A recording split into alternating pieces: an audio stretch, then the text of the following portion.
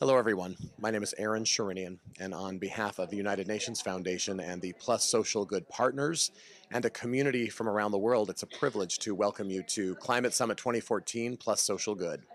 We're coming to you live today from the UN Correspondents Association Lounge in the center of the action here at the United Nations headquarters in New York City, but also throughout Manhattan, where people have gathered together with NGO partners as people come together at the Harvard Club, where groups of NGOs are meeting together, talking through other conversations and digital media meetups that are taking place from around the world. So whether it's here in the island of Manhattan or from around the world as part of the Plus Social Good community, today is a global conversation that puts at the very center a topic that matters to everyone, and that's climate change. Today at the United Nations, world leaders and experts, activists, actors, everyone who has a stake in this is talking about what are the implications of and what can be done about climate change. The social media community, the community of people who care about social issues, people who are looking at climate change as part of their everyday lives, have taken to their various platforms to opine and to call for action. We hope that what we'll see today is a vibrant conversation that's as vibrant as the community itself, and that at the same time is as based in urgency and reality and accountability as the issue of climate change. We live in a very important time. I think that we live in a very intriguing time. There are so many issues that the world is facing right now that we've never really had to face uh, as a, I guess, collectively as humankind before, as we do today. And I think it's really remarkable that at the same time we also have the tools to mobilize our opinions, mobilize our objectives, our agendas to mass audiences, literally all over the world, and get people's voices heard that would normally not have been heard.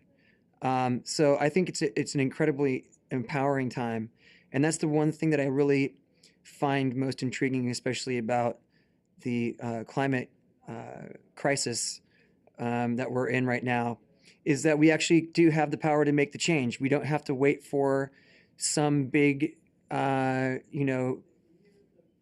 group to do it for us. We can do that ourselves, and we can put pressure on companies, and we can put pressure on our governments, and we can put pressure on our own communities to do something differently. And I think that that's something that's unique to our generation. The thing that I am most optimistic about, especially when it comes to climate issues, is that we are the cause and we are the solution.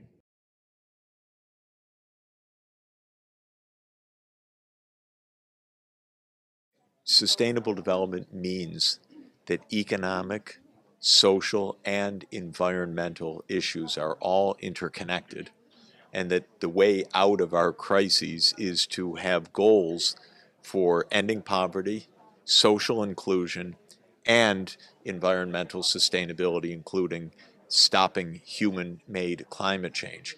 If human-made climate change continues out of control the way that it is right now, I'm afraid that the dangers for all of us will be unmanageable. The food supply, the heat waves, the droughts, the floods, the storms, the rising ocean levels. I don't want to say it's going to happen. Certainly we will head it off. But unless we do head it off, the world's in a direction of more and more calamities. We've been a little bit blind to that because we're used to doing things as usual. And there are a lot of vested interests that just say, continue doing what you're doing. Drive the same kind of car if you have a car, or have the same use of coal if you have an industrial sector. And when it all adds up, we're wrecking the environment because we're not thinking clearly that we need a different direction. But today at the United Nations, there's a lot of energy and emphasis on the need for the whole world to change course to a safer course, safer on climate, safer on food security, safer on, therefore, achieving a shared well-being. And that's really what all of this is about. The fact is, people like to focus on climate change as an issue that affects generations and that affects our children and our children's children. And for me, as a mother, but also as an islander, I'm constantly worried and afraid that our islands will be swallowed up by the sea, and then she won't know her culture or her heritage, because we Marshallese people are totally tied to our land. Our roots, our identity, everything is in the land. What is your message to the world on climate action? Well, I have a few messages. Is it okay to say more than one? Please do. Well, one message is that we need to take action now, that we can't wait any longer. Another message is that a lot of the media has focused on where islanders should relocate to, whether we should move to New Zealand or to America or something like that, And I just want people to know that we shouldn't leave, and we shouldn't have to leave, and we should be able to stay where we were born and where our ancestors have always been. And I want people to know that it isn't too late to start taking action so that we can prevent that from ever having to happen.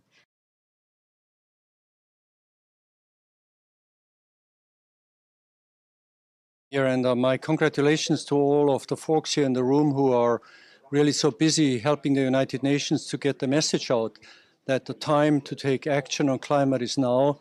Change is in the air, time to put a price on carbon. I can tell you, working with business leaders from all over the world, we have mobilized dozens of CEOs to come here to New York. They're meeting right now. They all agree, some of them at least, the majority, that it's time to get serious, that the old days of just making little projects here or there are over, that we have to name things for what they are. And this means, above all, that we have to put a price on carbon. So far, greenhouse gas emissions are largely free, although we know they cause huge damage. And not costing what causes damage is wrong. It distorts markets, it holds back clean investment, it blocks our actions, our behavior, our consumption.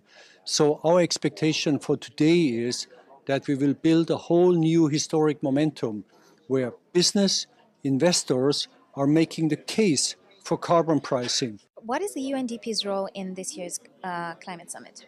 Well, the UNDP is the UN's largest development agency, and we're the backbone of the UN Development Group. So our concern is about the human development impacts of climate change, how this is affecting the poorest in the world, and how it's going to affect all of us moving forward, how we can have healthy economies, healthy bodies, prosperous governments, resilient nations in the face of this enormous climate change. So we're part of the general UN effort to make sure that governments, the private sector, communities, everybody who the Universal Declaration of Human Rights calls organs of society come together to make sure that we reverse this dreadful scourge upon the earth.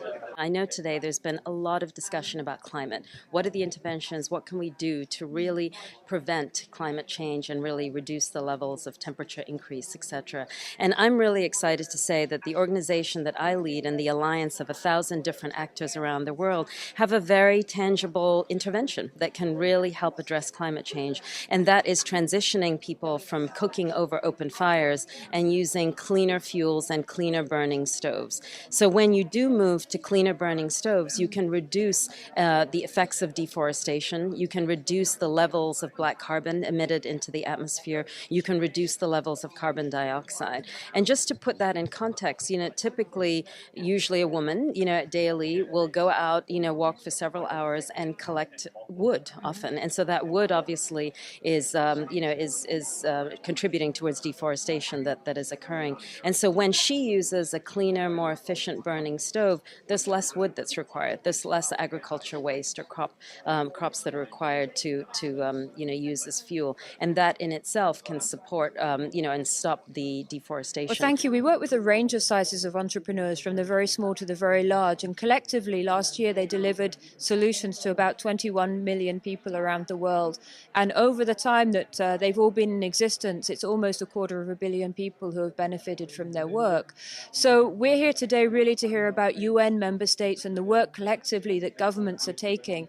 But at the same time, we recognize that it takes all of us, private sector, civil society, alongside governments, really working hard to both help address the climate issue, but at the same time really ensure that we can promote and provide for sustainable development as well. Today is an amazing opportunity for humanity, for world leaders who are coming together from governments, from the private sector, corporations, civil society, all walks and cities and mayors, all walks of life, to commit to actions and to recognize that climate change is one of the greatest challenges that humanity is facing now, and what steps are needed and commitments that are being announced today to address this challenge and moving forward in a way that will enable us next year at the COP21 in Paris, that there's enough commitments, enough action to enable us to remain within the predicted 2 degrees climate temperature increase in globally. Climate change is not simply an environmental issue, it's a cross-cutting issue that affects our survival on the planet. And I think this gives us now a solid base to build, but people have to be very clear. We have to broaden this movement 100 times bigger than what we were yesterday, because all our political and business leaders all suffer from the same medical problem, and that is they all have a problem hearing. So the only way they're going to hear us is if our numbers are bigger and our voices are louder. People can help stop climate change because happily it's being caused by other people. So if the people who want to do something about it, which is most of us, are able to break the power of the small number of people who insist on continuing to make money off fossil fuel, thanks to climate change, there's more frontline communities every day. More and more people are getting wrecked by what's happening around us. That's a pretty sad state of affairs. Mother Nature is doing her best to educate us. The question is whether we'll listen in time or not, and by us, whether or not we're able, as Kumi says, to shout loud enough to be heard over the dull roar of money. We have a crisis on our hands, a human crisis. This is not an environmental crisis. Poor communities spend up to 75% of their incomes actually on food. And so for them, they're far more impacted when their food price spikes. So we're seeing that more people are going hungry because of climate change. So that's one very tangible impact. I think the Climate March was a nice beginning for people to start engaging in a more active way. And I think people need to start voting based on this issue. That's the one most important, especially in the United States.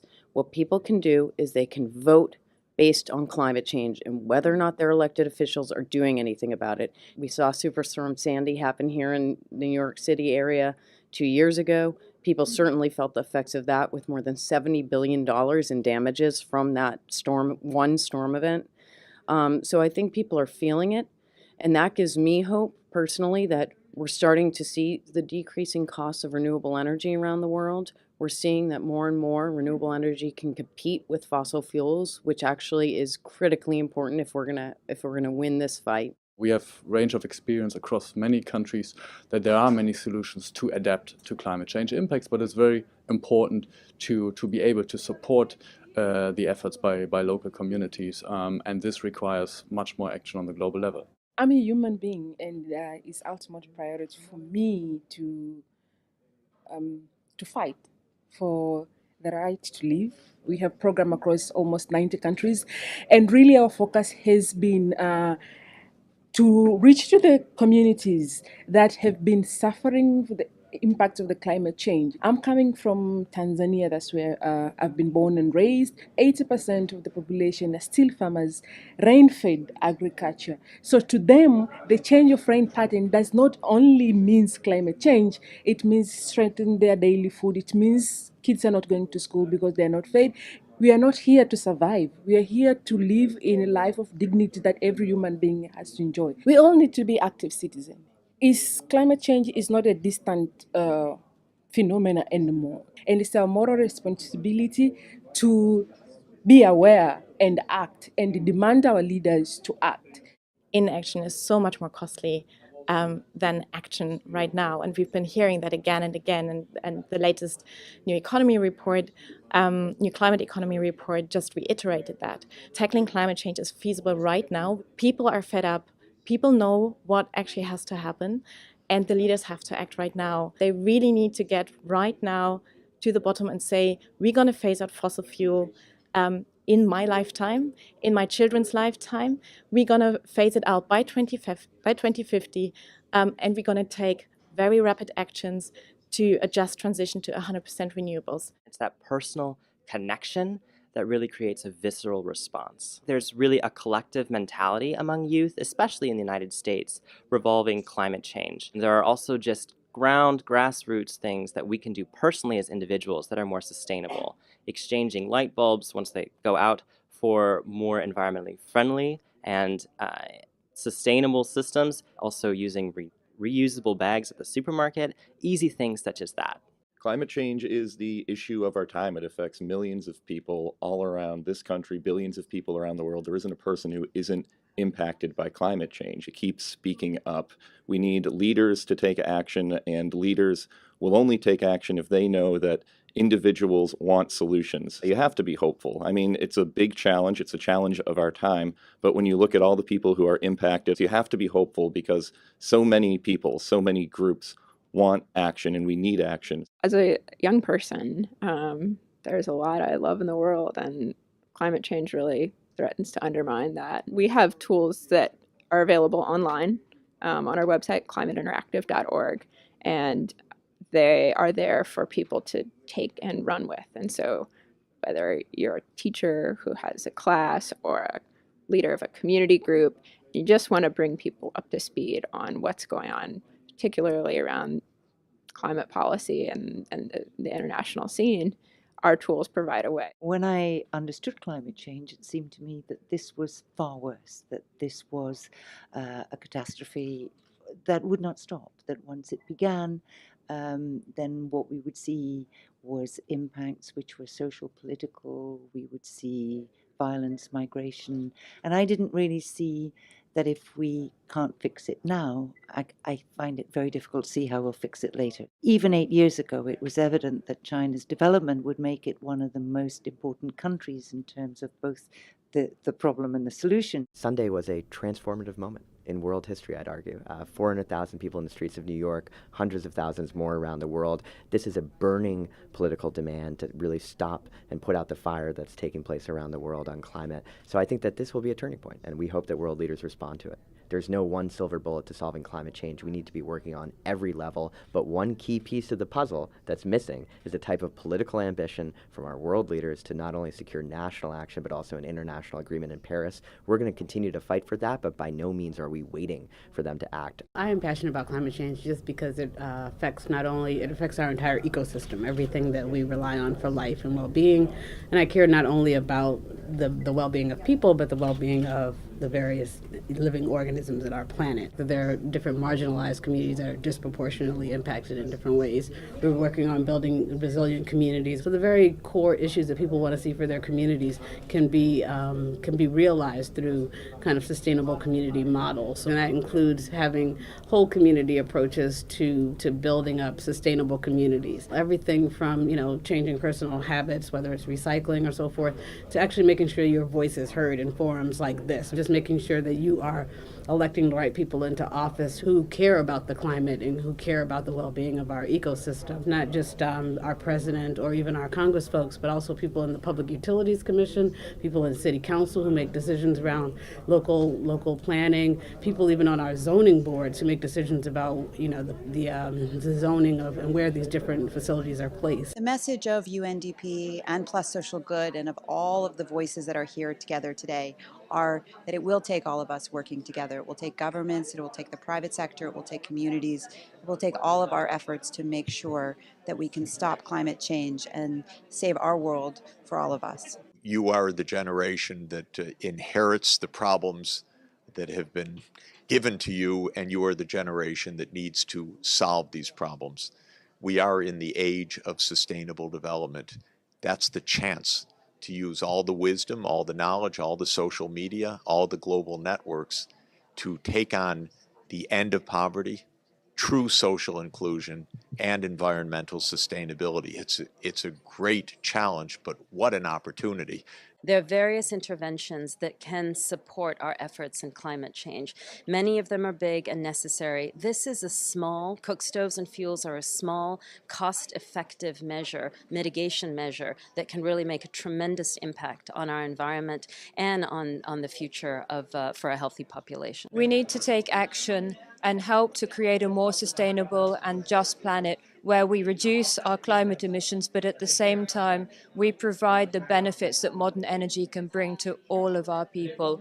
We're working to bring sustainable energy for all, and we can do that in a way that's also friendly to our global climate. This issue affects all of us, all people around the world, wherever you live, wherever you are. Climate change is already affecting you or will be affecting you.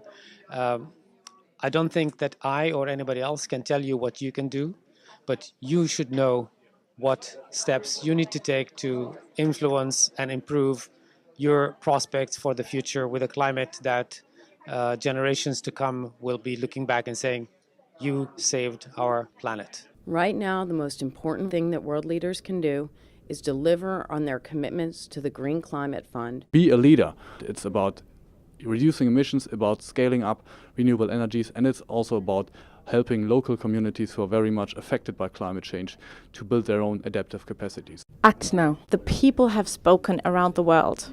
And now it's actually not a choice anymore. You're either going to be part of history and lead on the action, or you will be completely forgotten. Action has to happen, and there's no time to wait. Act now and listen to what youth have to say on climate change. We matter and we care. Listen to the people. They want it, and it's not a political liability. Listen to the people, and you'll be fine, and we'll save the planet. Now is the time for us to be heroic, to be leaders. We've all been talking long enough. Please, please, get on with it. Listen to the people in the streets. Hundreds of thousands are marching here in New York and around the world demanding action. Now it's your turn. We really need to make sure that you are responding to the interests and the demands of the people, as opposed to what we often see, unfortunately, is in that corporations dominating the different decision making that we're making. But there are those who see us, hands reaching out, fists raising up, banners unfurling, megaphones booming, and we are canoes blocking coal ships. We are the radiance of solar villages. We are the rich, clean soil of the farmer's past. We are petitions blooming from teenage fingertips. We are families biking, recycling, reusing, engineers dreaming, designing, building, artists painting, dancing, writing, and we are spreading the word. And there are thousands out on the streets, marching hand in hand, chanting for change now. And they're marching for you, baby. They're marching for us, because we deserve to do more than just survive. We deserve to thrive. Let me just end there. Thank you for being a part of Climate Summit 2014 plus Social Good. A summit of this kind takes place only once in a lifetime, and it was excellent to see people coming together via interviews taking place here at the United Nations headquarters in New York City, to people opining from around the world via social media, to interviews from around various hubs where people are coming together to discuss the issue.